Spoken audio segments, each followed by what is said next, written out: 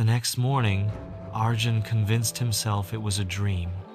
But the locket on his desk seemed to glow faintly in the morning sun, mocking his denial.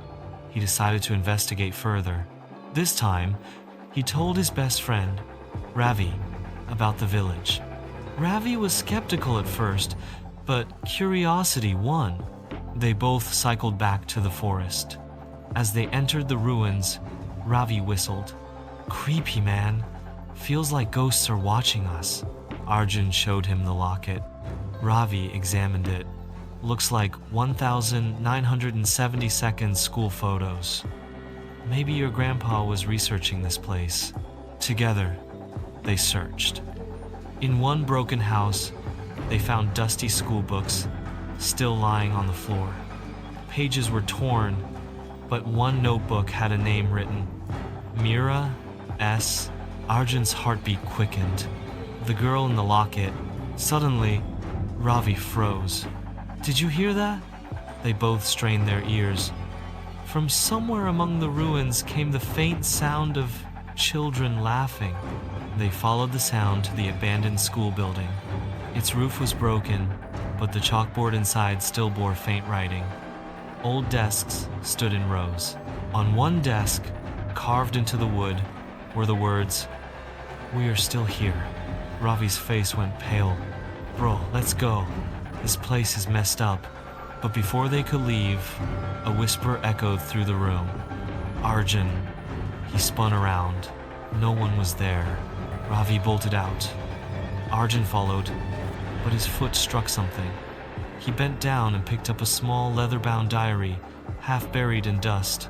The first page was signed, Mira S. Arjun's hands trembled. Mira was real. As he flipped the diary open, the last page was smeared with ink and blood. It read, "They are coming tonight. We cannot escape." That night, Arjun couldn't sleep. He read through the diary under his blanket. Mira had written about ordinary school days, classes, teachers, playing with friends, but slowly, the entries turned strange.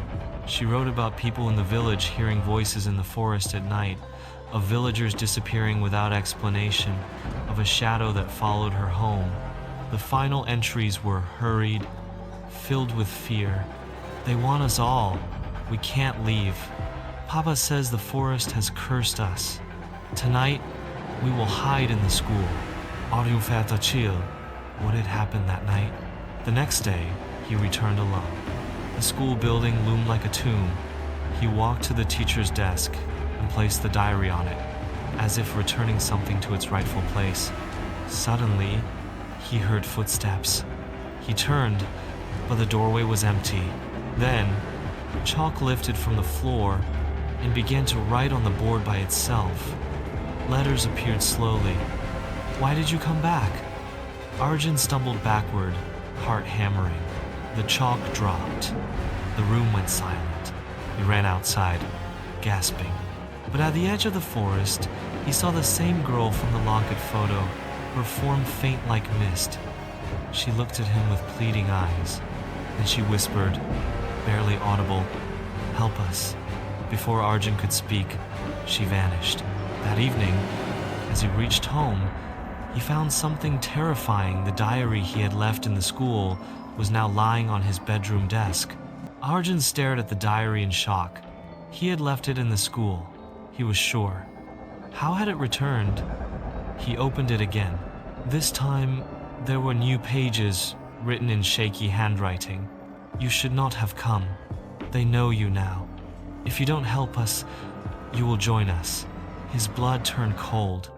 Was Mira writing from beyond the grave? Desperate for answers, he confronted his grandmother again. This time, she broke down.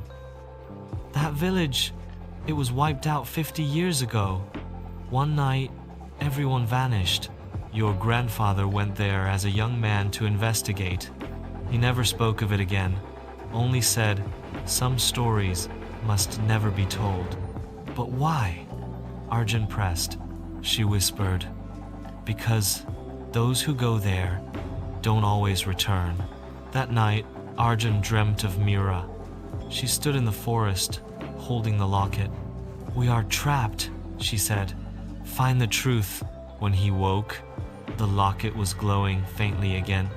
He knew he couldn't stop now. He had to uncover what happened. On the last page of the diary, a new message appeared overnight. "Go to the well. Midnight.